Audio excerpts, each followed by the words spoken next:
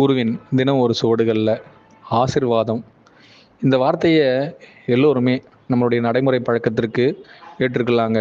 யாராச்சும் பெரியவங்க நமக்குள்ள தினம் தினம் அதாவது ஒரு நல்ல விசேஷங்கள் திருவிழா காலங்களில் கோவிலாகட்டும் பெரியவங்களாகட்டும் எல்லோருக்கிட்டையும் ஆசீர்வாதம் வாங்கிட்டு இருக்கோங்க. உண்மையான ஆசீர்வாதம் அதனுடைய அர்த்தம் என்ன? யாரெல்லாம் இதனுடைய மறுபகுப்பாய்வு செய்து பார்த்துருக்கோம்? நிஜமான சத்தியஸ்வரூப நாயகர்கள்லாம் இந்த ஆசீர்வாதத்தின் மறுபெயரை எப்படி எடுத்துக்கிட்டு இருக்காங்க?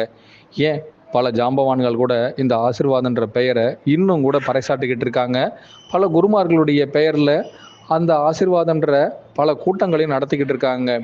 இறைவனின் பெயரால், குருவின் பெயரால், கடவுளின் பெயரால், இன்னும் கூட எந்த வார்த்தை எடுத்தாலும் தன்னுள் இருக்கும் ஞான போதகரின் பெயரால், எப்பொழுது தன்னை உணரும் பொழுது தனக்குள் ஏற்படும் மாமிருதத்தின் முழு ஆகமத்தையும் ஒருவன் ஒரு அணு அளவாவது உணர்ந்து விட்டான நிலையில் அவன் அப்பொழுதே தன்னுள் இருக்கும் தன்னை உணர்த்திய குருநாதரால், கடவுளால், இறைவனால் அவன் ஆசீர்வதிக்கப்பட்டு விட்டான்றது அர்த்தங்க.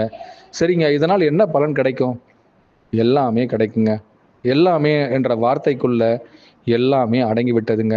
எது எல்லாமே அடங்கி விட்டதுங்கிறத மறுபடியும் ஒரு முறை நாங்கள் சொல்ல ஆசைப்படும் பொழுதெல்லாம், உங்களுக்குள் எது ஆசீர்வாதிக்கப்பட்டதோ அதில் நீ உன்னிலிருந்து வெற்றி அடைய முழுமையாய் உத்வேகப்படுத்தி விட்டது. இனி நீ செல்லும் ஒவ்வொரு பாதையிலையும் வெற்றிக்கு மறுபெயரே ஆசீர்வாதம். அதுவே உனக்குள் நிலைத்து நிற்கட்டும் என்றும். குருவே சரணம், குருவடி சரணம், திருவடி போற்றிங்க.